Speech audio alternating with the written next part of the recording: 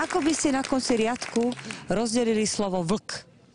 A to je tá veľká pes, ne? To je vlk. Vlk. Tak kuťa inakšie má v tom, kuťa anaký, a bát kuťa. Čo je aj človeka, aj báďaky toto. Ako by ste to rozdelili? Rozdelili by ste ho ako, toho vlka? Tak poznám aj vlka a poznám normálneho pesa. Díval by som na ňo a vedel by som, že to je vlk. Lebo inakšie tvár má, inakšie zuby, inak díva aj na ľudí. Nevím, že som špatne vyjadril. Ne, vysmiejete ma, lebo ja som není taká vysoká inteligencia ako vy. A ako by ste na konci riadku rozdelili slovo vlk? Na konci? No to je VLK. Rozdeliť? No, keď je ovca svíta, aj vlk je svítý. Počkajte, teraz neviem, či sa to dopletá. Skúste to rozdeliť, máte vetu a na konci je slovo vlk. A vy to potrebujete dostať do druhého riadku, už sa vám to tam nezmestí. Tak ako to spravíte? Ako rozdelíte slovo vlk? No to sú len 3 slova, 3 písmená. To je málo, rozumiete, keď bolo 12. Tak skúste, dajte tip. Ťažké, bo vlk, to je, viete, vlk je nebezpečné zviera. Ako by ste na konci riadku rozdelili slovo vlk? Vlk? To sa nedá. To musíte napísať v celku. Ako by ste na konci riadku rozdelili slovo vlk? Orko.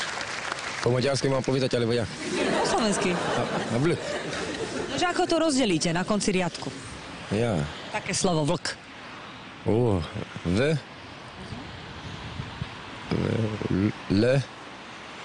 K. Že na 3 časti. V, L, K. Tak by ste to delili? A jak? No ako by ste ho na konci riadku rozdelil, toho vlka? Dal by som preč to V, ne? Čo? To V by som dal preč. A čo by ti ostalo? Vy.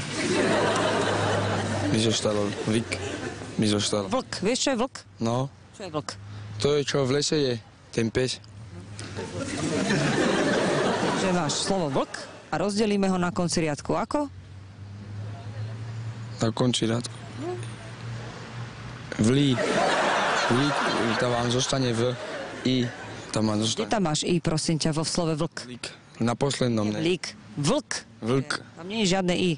Vlk. Tak na poslednom, ne? No, tak. Tak mi to rozdiel ešte raz. Čiže...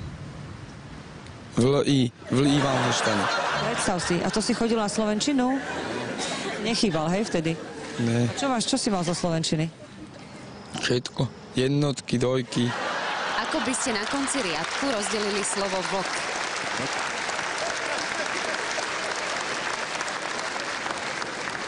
Vlk.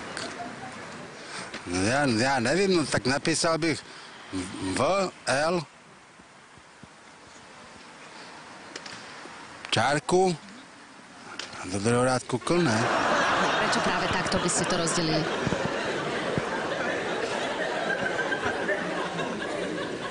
No alebo bych to vůbec do toho rádku nedával, dával bych to až do toho dalšího rádku. Prečo? No, tak proč? No lebo vím, že mi to tam nevyjde. No. Koľko slábík má to slovo? 3. Ktoré? V, L, K. Písmen má koľko? No tak počkajte.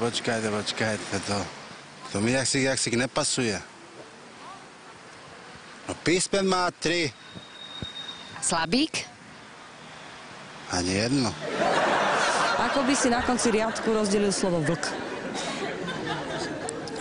Na to kusy. Nohy má ruky, lebo on je ako zviera. No. A je zviera. No je to zviera, však jasné. No, takže ako by si ho rozdelil na konci riadku? Na 2 poli. Čím ako?